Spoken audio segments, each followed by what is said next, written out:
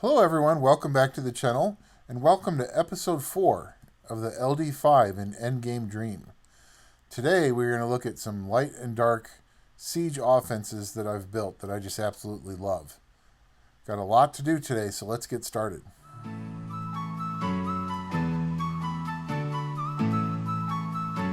I am here, and so are you in this shirt. That's just a little hello to Uncle Nay and my Here Gang members on Global Server. I also want to just give a shout out to my guildies in the IPPO Guild. So we're the IPPO Guild on the Japan server. But let's get into the meat of this video. So as I mentioned in a previous video of this series, I had a light and dark only account for over 2 years. Never struck LD5 gold, but maybe I will someday in this series. But I did get some decent LD4s, including quite a few Hall of Heroes that were just good LD4s. But I was really forced to try to be creative to come up with new teams that could help out in G1 Siege. In this video, I'm going to show you some of my favorite light and dark only Guild Siege offenses. Light and dark only Guild Siege defenses are very difficult to come up with, but coming up with offenses, if you know what teams that they can take out, was much easier. So we'll take a look at the first one. Phenaka, Xiao, Ling, and Xiao is just a great offense. Phenaka, you don't want him on violent, because you want him to go into his statue state and then not come out of it for as long as possible. So because of his passive, anytime he gets hit, the enemy attacker's skills go on cooldown by 2 turns, and that's unlimited. So if they attack him a lot, then their skills go on really long cooldowns, and they're basically done in the fight. And you really can use anything that's just going to give him the stats. Now, I had some decent runes for him, but they were low on accuracy. So I just used double destroy focus. And then HP and defense for the artifacts. And I was just looking for more crit damage, damage by defense, more crit damage, and additional damage by speed. But he's not speedy, and you don't want him to be speedy, because then he'll come out of his statue state too quickly.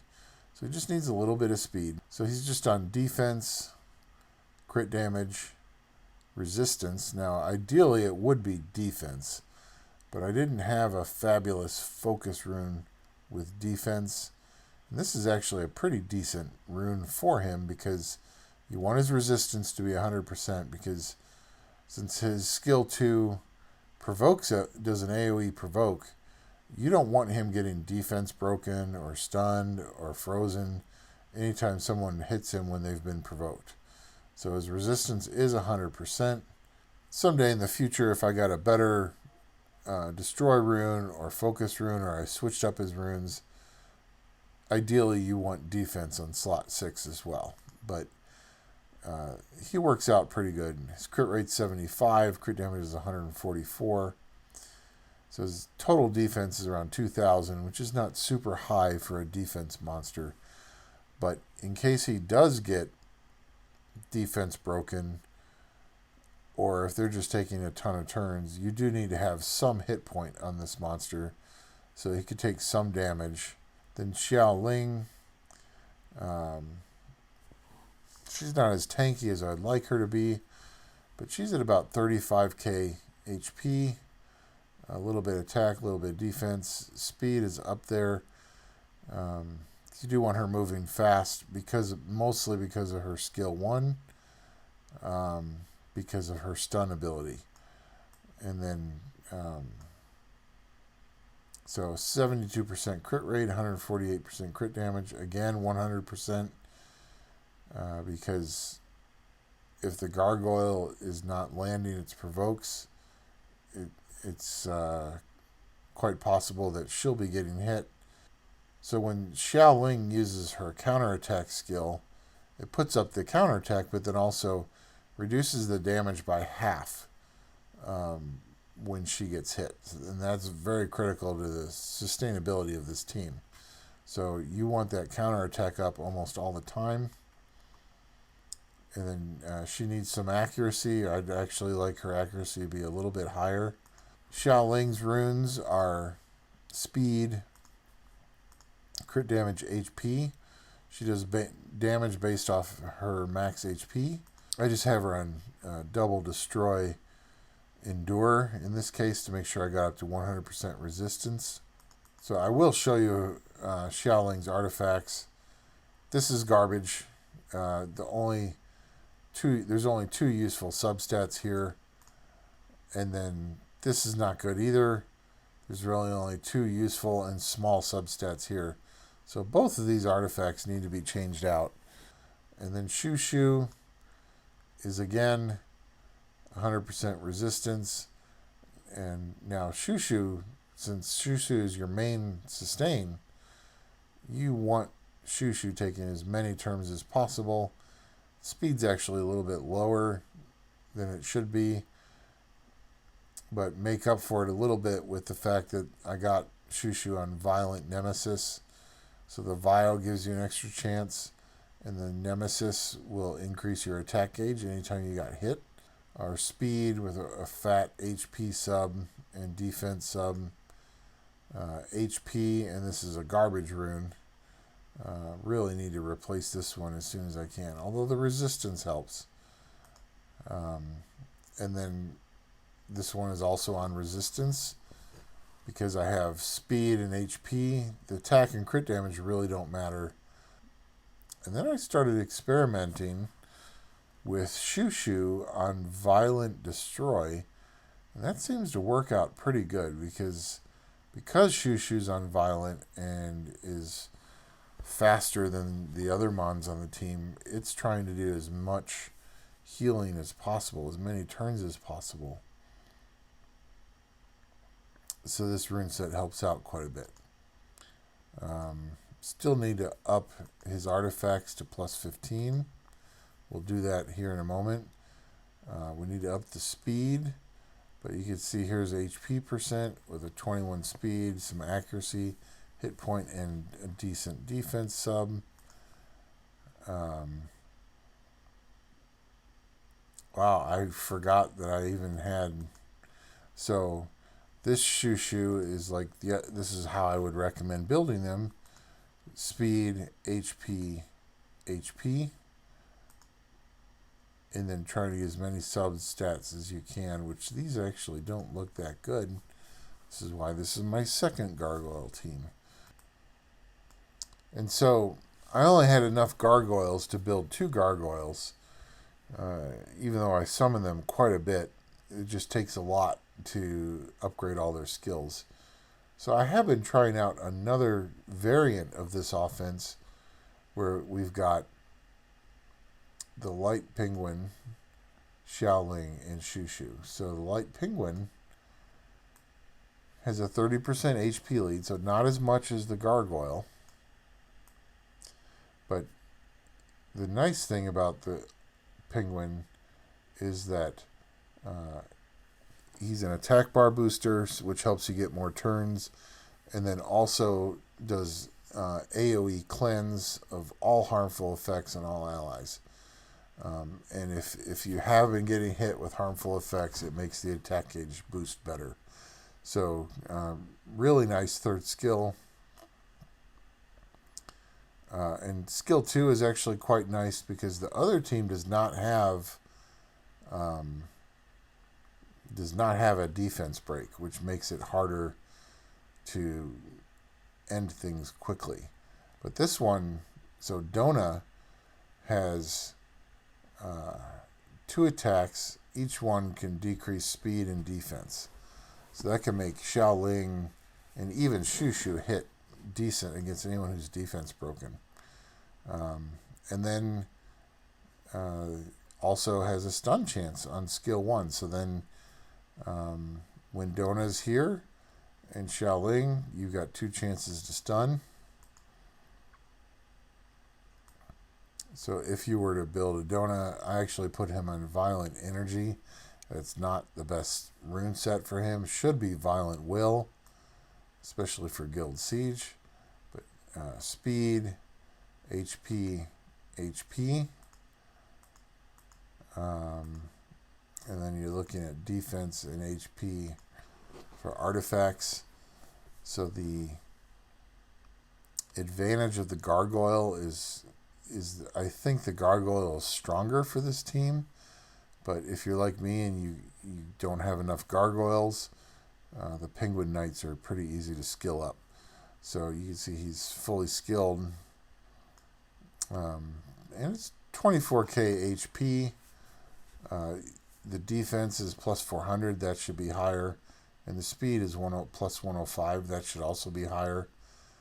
Now, in the ideal world, you'd also have crit rate and crit damage, but you need him. In reality, you need Dona to be pretty tanky. So the Dona has a similar job on the team, is to get an HP lead and then try to absorb some hits. So with the HP lead, speed, HP as the runes, and then a cleanse with skill 3 and a defense break, it makes for a pretty effective team. But this is just if you're trying to find light and dark siege offenses. If you had a Luis, she would be really good here, because then she's a massive HP lead, gives everyone a shield, and that would be a really nice team. But hey, we're doing light and dark only for now. I hope there's some other light and dark players out there that find this series, because it would probably be fairly useful to you, especially if you're early into playing the game. It's a nice offense. Let's go see how it performs in a few different guild sieges we've had recently. Because I want to show you something that the gargoyle helps you against with Theomars. So we didn't get outsped, we did get outsped, but Shushu brings in the immunity. And then we do a provoke, and as soon as Theomars hits me, his cooldown that gives him endure, his skill that gives him endure is now on cooldown. So we want to attack him as quickly as possible, and boom, Theomars is dead. So this is a nice anti-Theomars offense if you can catch him without immunity and get him provoked by the gargoyle. Then his endure skill goes into cooldown, and you can just wipe him off the map. So I love... now, Theomars can also wreck this team if he gets an early defense break on his multi-hit skill. So you have to be careful with that.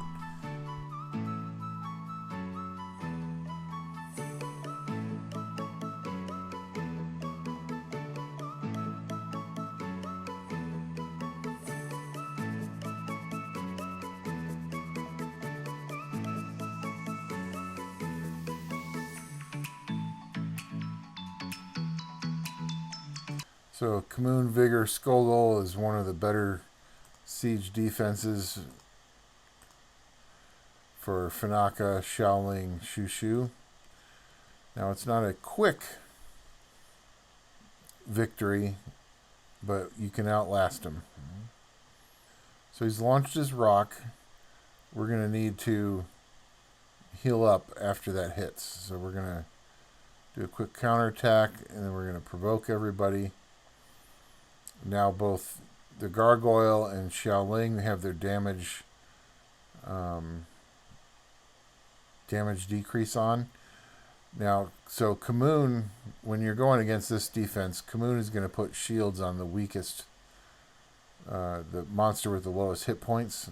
So in the beginning, since all three of these monsters are HP based, you want to start taking out, and both of these monsters have destroy.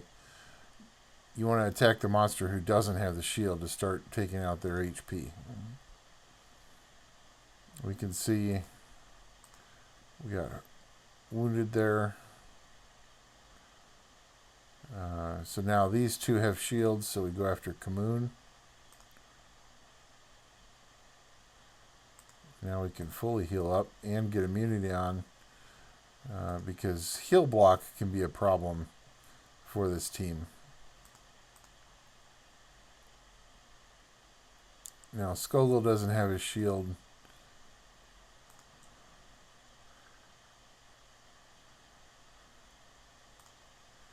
So since Skogul is the one that does the big damage, you always want to try to hit him as much as possible.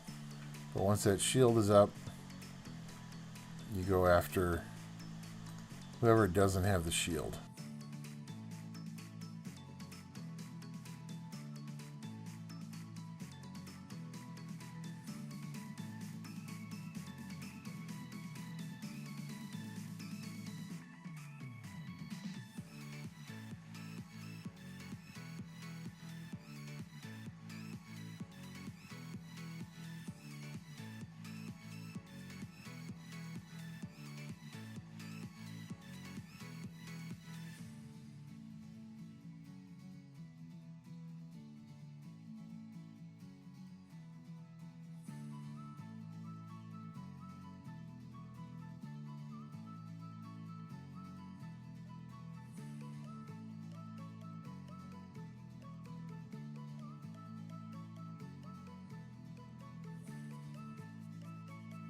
Okay, so our next one I wanted to highlight is my fast control team.